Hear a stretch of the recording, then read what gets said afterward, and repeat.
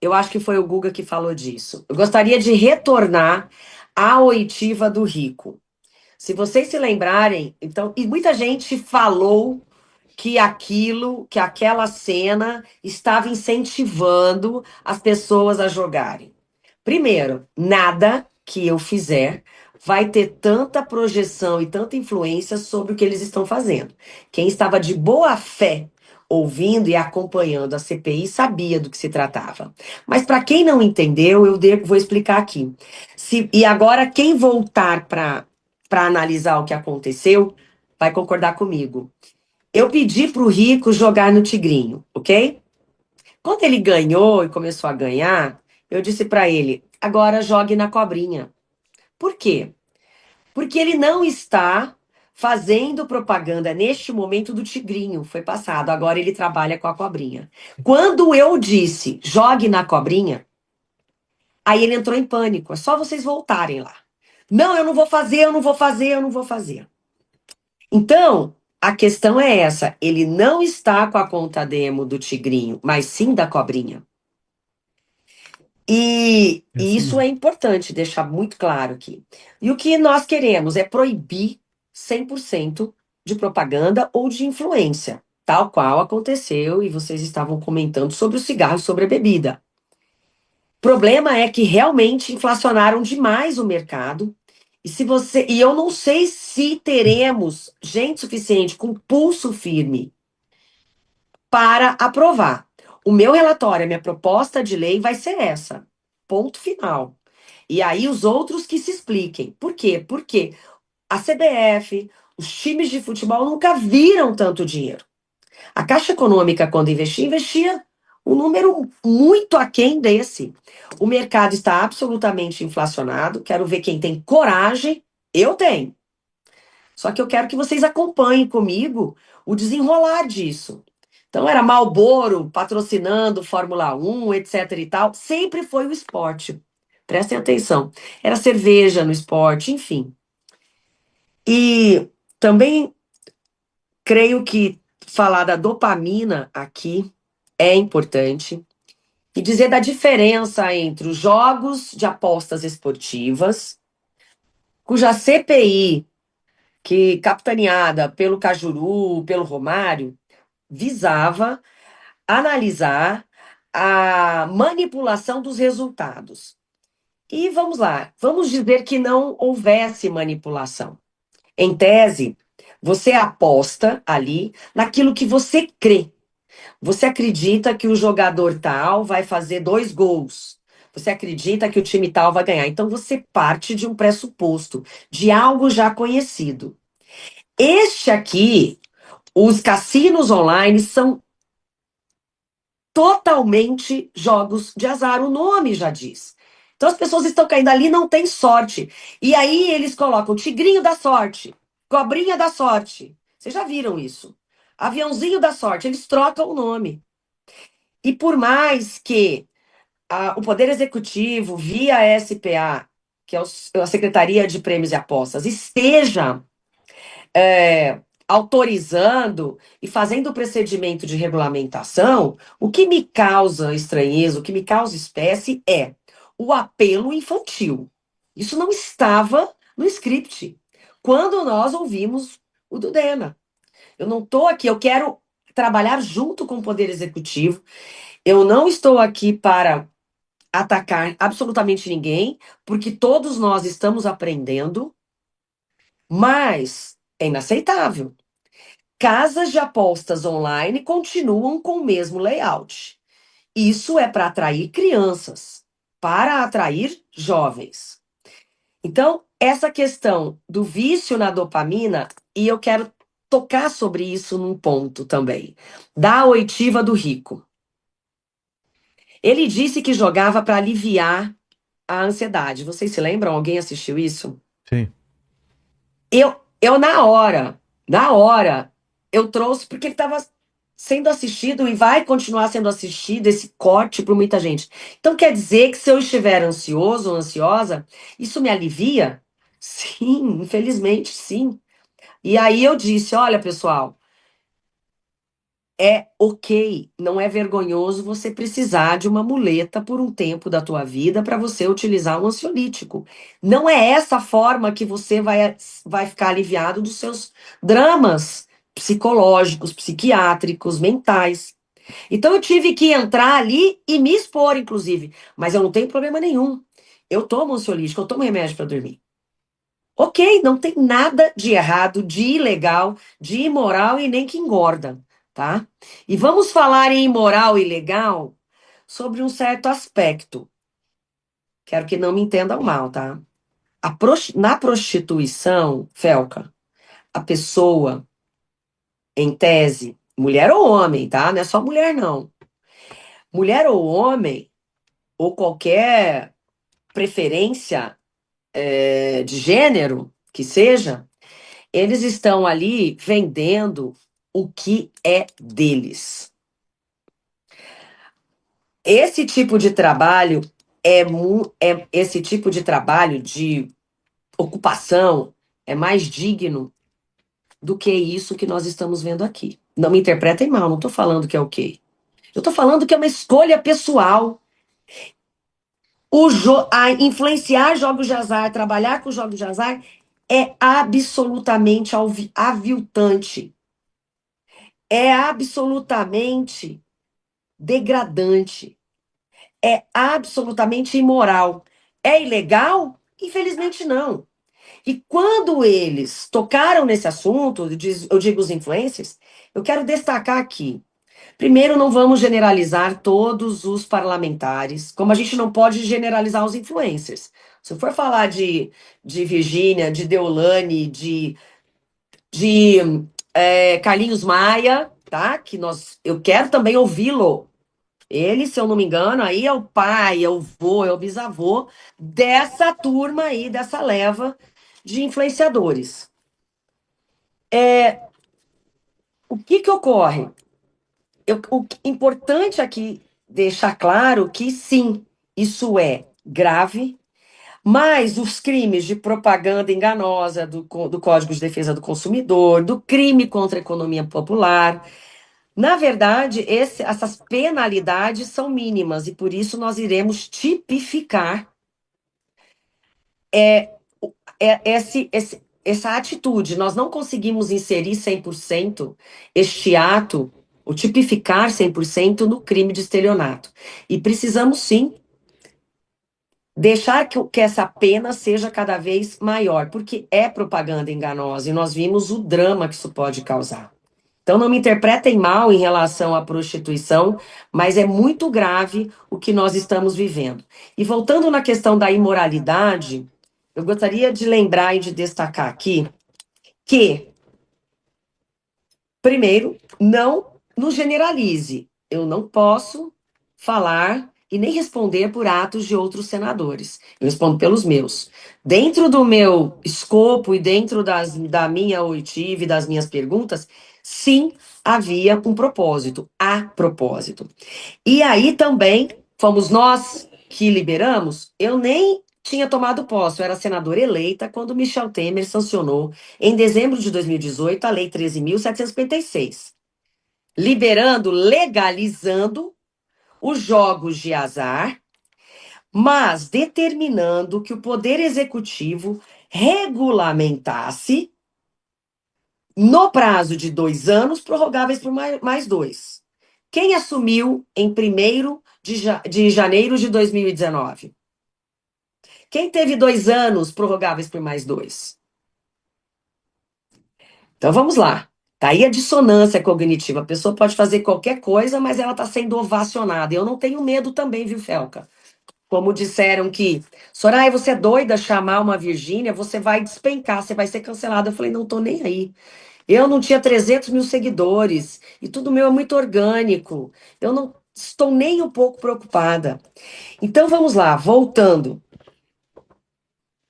Não houve regulamentação quando a legislação obrigava o governo Jair Bolsonaro a assim fazê-lo. E foi nessa época de 2020 e 2021 que o Brasil assumiu o topo das apostas no mundo. No mundo, e continua só subindo. Então, em 2018 foi sancionada, e aí, após a não regulamentação pelo governo Bolsonaro, entra o governo Lula e instala a Secretaria de Prêmios e Apostas, e eles começaram a trabalhar sem saber. Ninguém sabe, Fielca, e inclusive o Guga, vocês aí. Vocês sabem em muitas questões mais do que nós sabemos. Nós não tínhamos ideia, mas a regulamentação foi construída e está sendo construída agora na proposta de lei que, que eu estou construindo para ser extremamente rígida e minimizar ao máximo os danos.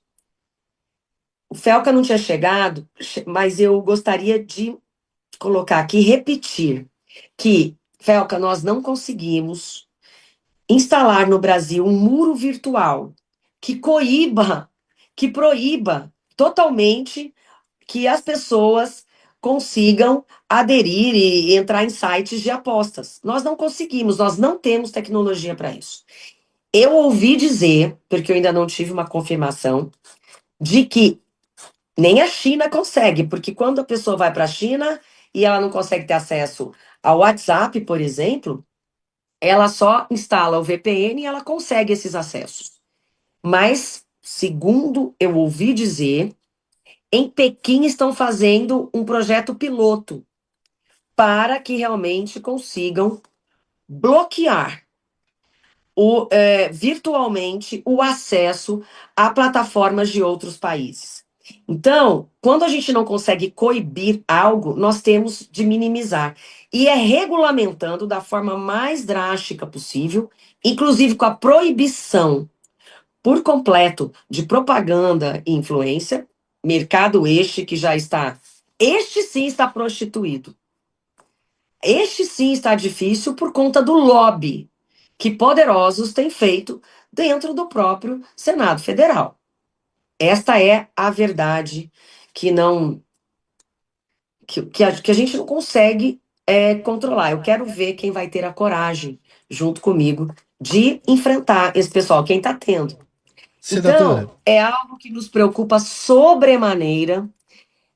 A ajuda de vocês é muito importante, e muito importante também no sentido que vocês entendem. Quem entende do riscado sabe que por trás de cada pergunta tem um porquê.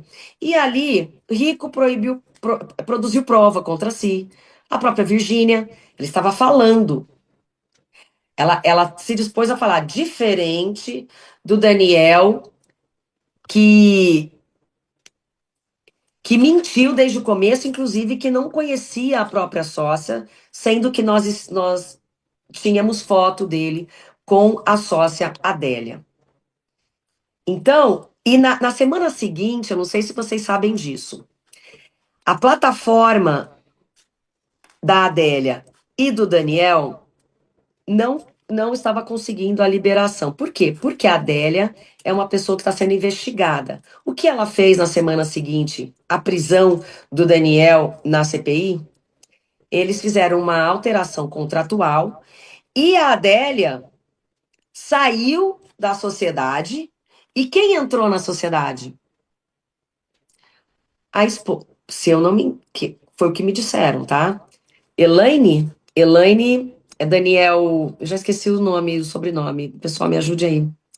Quem eu dei voz de prisão? Daniel. era o sócio da Adélia, mas eu não sei o nome.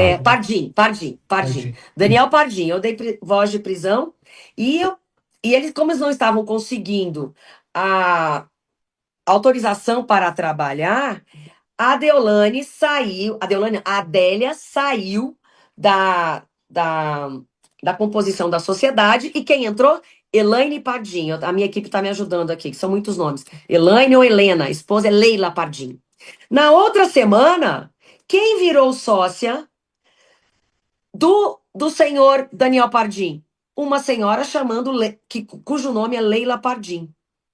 Que estranho, né? Que estranho, não? Então, tudo isso vai nos dando subsídio para que a gente possa encontrar a linha aí para puxar essa pena, esse problema grave. Mas mesmo assim, nós temos, além dos influenciadores, temos de lidar com a manipulação dos algoritmos, como vocês estavam falando ali. Temos de lidar com evasão de divisas, com crime organizado, com a manipulação dos algoritmos, estou repetindo. Mas sim, é para arrecadar? É claro que tem que arrecadar, pois estamos tendo evasão de divisas. No ano passado, tivemos um contingenciamento das questões básicas do orçamento das famílias brasileiras, em que se trata de educação, saúde, alimentação e etc., de 17 bilhões de reais. Sendo que, por baixo no cálculo, nós deixamos de arrecadar durante todos esses anos cerca de 15 bilhões de reais por ano. Então, nós precisamos arrecadar sim, porque precisamos municiar o SUS do tratamento para esse tipo Vício. de vício.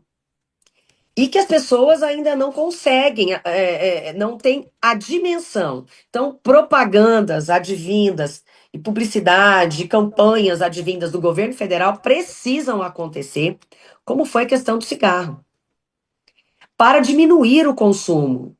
Então, se todos nós nos unirmos, e é lógico, ali eu fiz uma brincadeira com a Virgínia, porque ela me disse, então ela está na Berlinda e passando vergonha. Eu perguntei, ela me disse que o negócio principal dela eram os outros, os perfumes, os cosméticos, que eu sequer sabia o nome, gente, com todo respeito. Então eu perguntei Senadora, para ela, mas então que tal abandonar se isso não é importante para você? Então Ganância. ali ela se entregou, enfim. Então, nesse sentido, é importante que nós consigamos atender pelo SUS, porque uma clínica particular hoje, vocês têm ideia de quanto custa? Uns 1.500 por dia, mais ou menos? No mínimo 15 mil reais por mês.